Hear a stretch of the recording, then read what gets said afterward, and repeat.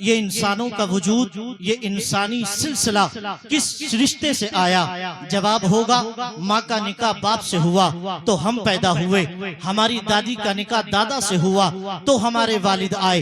یہ انسان جو دنیا میں آ رہا ہے اس کی وجہ ایک نکاح ہے، اللہ کا بنایا ہوا یہ پاکیزہ رشتہ ہے۔ لیکن آؤ چلتے ہیں، اس زمین و آسمان سے آگے چلتے ہیں، اللہ کی مخلوق کا سفر کرتے ہیں، اس تاریخ انسانیت کو ہم اس کی جناب والا اس کے اوراق کی گردانی کرتے ہیں۔ ہمارے اور تمہارے باپ یعنی انسانیت کے باپ ابو البشر حضرت آدم علیہ الصلاۃ والتسلیم کی بارگاہ میں چلتے ہیں۔ یہ تمہارے اور ہمارے باپ ہیں۔ اللہ نے سب سے پہلے ان کو پیدا کیا، کہاں پر پیدا کیا؟ جنت میں پیدا کیا۔ کتنے خوش قسمت تھے وہ کہ آنکھ کھولی تو اللہ کی جنت میں کھولی، ان کو پیدا کیا گیا تو جنت میں بھیجا گیا۔ اسی لیے سنی سینہ تان کر کے کہتا ہے کہ جنت کسی کی نہیں، جنت سنی کے باپ کا گھر ہے۔ حضرت آدم جنت میں آئے ہیں لیکن چونکہ اکیلے تھے، چونکہ تنہا تھے، ان کا کوئی ساتھی نہیں تھا، کوئی شریک حیات نہیں تھا، کوئی ان کا پارٹنر نہیں تھا،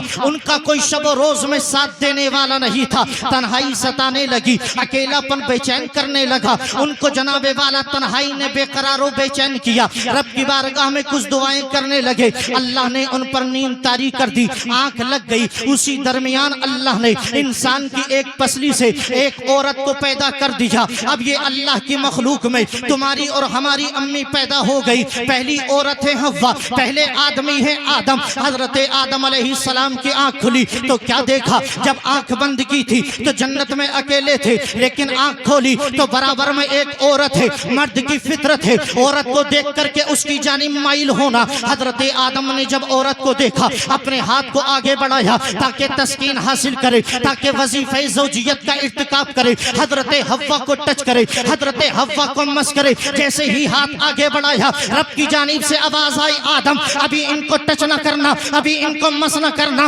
ابھی ان کو چھونا نہیں۔ حضرت آدم عرض کرتے ہیں مولا جب میری بیوی ہے تو ٹچ کرنے کا حق ہے، تسکین حاصل کرنے کا حق ہے، وظیفہ زوجیت کا ارتکاب کرنے کا حق ہے، میں کیسے اس کو حاصل کر سکوں گا؟ رب کی جانب سے آواز آتی ہے، آدم سن، ہماری قدرت کا نظام ہے، یہ اللہ کی شریعت کا قانون ہے، عورت کو چھونے سے پہلے مہر دینا ہوگا، مہر ادا کر دو، اس کو چھو سکتے ہو، ٹچ کر سکتے ہو، تسکین حاصل کر سکتے ہو۔ حضرت آدم عرض کرتے ہیں مولا یہ تو جنت ہے، پیسہ میرے پاس ہے نہیں تو مہر کہاں سے دوں گا؟ درہم و دنانیر میرے پاس ہے نہیں تو مہر کہاں سے دوں گا؟ اشرفیہ ہے نہیں تو مہر کہاں سے دوں گا؟ دینار ہے نہیں تو مہر کہاں سے دوں گا؟ پیسہ ہے نہیں تو مہر کہاں سے دوں گا؟ آواز آئی، آدم اگر پیسہ نہیں کوئی بات نہیں، درہم نہیں کوئی بات نہیں، اے میرے بندے آدم سن، میرے آخری نبی محمد کی ذات پر 10 مرتبہ درود شریف پڑھ لے، تیرا مہر ادا ہو جائے گا۔ نعرہ تکبیر، نعرہ رسالت۔ میں یار باقی پر والا جواب دے دو نعرے کا، ورنہ تمہاری اماں کی قسم ہے آپ کے نعرے کا جواب نہ دیا۔ ہاتھوں کو اٹھا کر بولے نعرہ تکبیر، نعرہ رسالت، مسند اعلی حضرت، جشن شادی خواجہ کا ہندوستان، باقی پر کا سنی مسلمان۔ رہنے دو 3 منٹ تو تم کھا جاتے ہو یار، ویسے ہی وقت کم ہے، محبت سے کہہ دیں سبحان اللہ۔ یہ انسانی سلسلہ حضرت آدم علیہ السلام سے شروع ہوا، اللہ نے ان کو بیٹے دیے، حضرت شیش ان کو دیے، لیکن حضرت آدم جب دنیا سے گئے، حضرت آدم علیہ السلام دنیا سے چلے گئے، ان کے بعد یک بعد دیگرے حضرت آدم سے ہو کر، حضرت شیش سے ہو کر اور لوط سے یہ سفر ہوتے ہوتے حضرت دانیال حضرت زکریا تک پہنچا، ان سے نکل کر حضرت ہود تک پہنچا، حضرت ہود سے یعقوب تک پہنچا، یعقوب اسماعیل تک پہنچا، حضرت موسیٰ تک پہنچا، حضرت اسماعیل تک پہنچا، اور یہ سلسلہ ہوتے ہوتے تمہارے اور میرے نبی کے والد حضرت عبداللہ تک پہنچا، ان کا نکاح حضرت آمنہ سے ہوا، اور پھر وہ دن بھی آیا، وہ لمحہ بھی آیا کہ قسمت کی معراج ہو گئی، اور زمانے نے دیکھا کہ اندھیروں کا سینہ چاک کر کے آمنہ کا بیٹا تیرا اور میرا پیغمبر مکہ شریف کی مقدس زمین پہ عبداللہ کے گھرانے میں آمنہ کی گود میں خانے کعبہ کی چھتر سایہ میں عبد المطلب کے کاشانے میں اس شان کے ساتھ پیدا ہوا کہ عرب و عجم سے لے کر مشرق سے لے کے مغرب تک، شمال سے لے کے جنوب تک، اتر سے لے کے پچھم تک پوری دنیا کا ذرہ ذرہ بزبان اعلیٰ حضرت یہ کہہ اٹھا تھا صبح طیبہ بڑھتا ہے بالا نور کا، صدقہ لینے نور کا، آیا ہے تارا نور کا۔ نعرہ تکبیر، نعرہ رسالت، میرے آقا جشن علیہ السلام شادی۔ پیدا ہوئے، مکہ شریف میں آپ کی ولادت باسعادت ہوئی۔ میرے آقا جب پیدا ہوئے تو اس وقت پیدا ہوئے جب ابو بھی نہیں تھے، پیدا ہو گئے، 6 سال میں امی گئی، 8 سال میں دادا گئے، زندگی آگے بڑھی۔ مکہ کی عوام نے دیکھا، اپنوں نے دیکھا، غیروں نے دیکھا، دشمنوں نے دیکھا، حاسدوں نے دیکھا، اتنی متانت و سنجیدگی کے ساتھ میرے آقا نے زندگی گزاری کہ جب 25 سال کی مقدس زمین پر میرے آقا پہنچے اور 25 سال کی عمر پر جب میرے نبی نے قدم مبارک رکھا تو مکہ کی مشہور عورت، اللہ اکبر، سیدہ خدیجۃ الکبریٰ، اللہ اکبر، جن کی دولت پر زمانہ ناز کرتا تھا، جن کی دولت پر اور جن کی پاکیزگی پر مکہ والے بڑے اتراتے تھے، سیدہ خدیجۃ الکبریٰ نے میرے آقا کی بارگاہ میں نکاح کا پیغام بھیجا۔ مصطفیٰ نے اقرار کر لیا، آپ نے اللہ اکبر اس کا اس بات میں جواب دیا۔ پھر میرے آقا نے 25 سال کی عمر میں سیدہ خدیجۃ الکبریٰ سے پہلا نکاح فرمایا، اور یہ پہلا نکاح تھا کہ یہ پیغام جاری ہو گیا، النکاح من سنتی فمن رغب عن سنتی۔ میرے نبی نے فرمایا،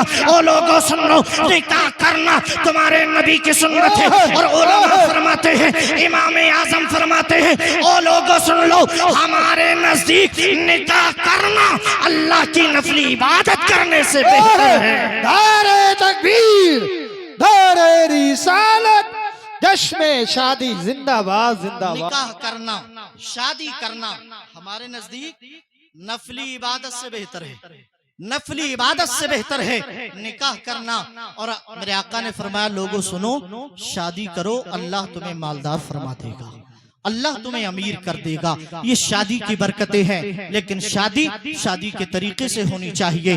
لائق مبارکباد حضرت جناب والا محترم و مکرم معزز بھائی شان ارم مراد آبادی صاحب، جنہوں نے اپنی اس مقدس شادی پر خوشی کے موقع پر نبی کا جلسہ سجایا، مصطفیٰ کی یاد منائی۔ یاد رکھو، یہ بھی قسمت والے، ان کی ماں بھی قسمت والی، ان کے باپ بھی قسمت والے۔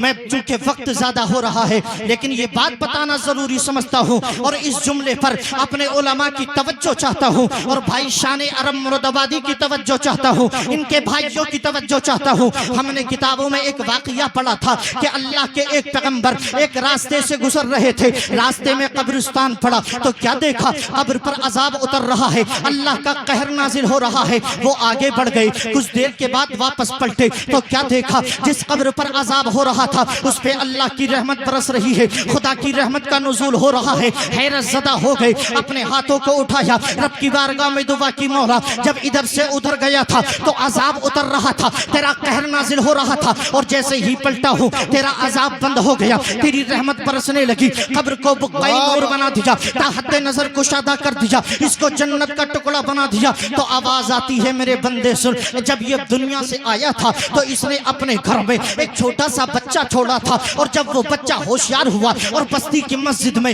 یا بستی کے کسی عالم کے پاس جب وہ اللہ کی کتاب پڑھنے کے لیے گیا تو اس نے اپنی زبان سے بولا تھا، بسم اللہ الرحمن الرحیم، سبحان اللہ، الحمدللہ، یعنی اس نے میری تعریف کی، میری پاکی بیان کی۔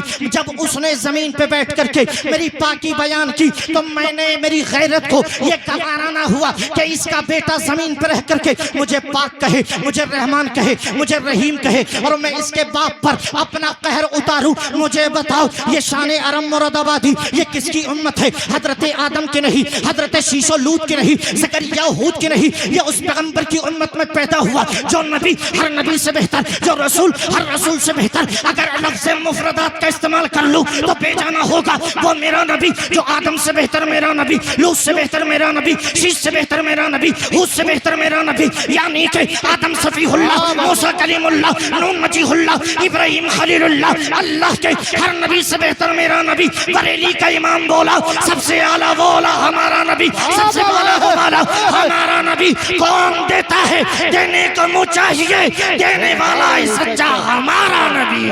زندہ باد، زندہ باد۔ جب اس پیغمبر، عام پیغمبر کی امت کا بچہ بسم اللہ کہے تو اس کے باپ کی مغفرت کر دی جاتی ہے۔ جتنا ناز کریں کم ہے، آپ احساس نہیں کر سکتے۔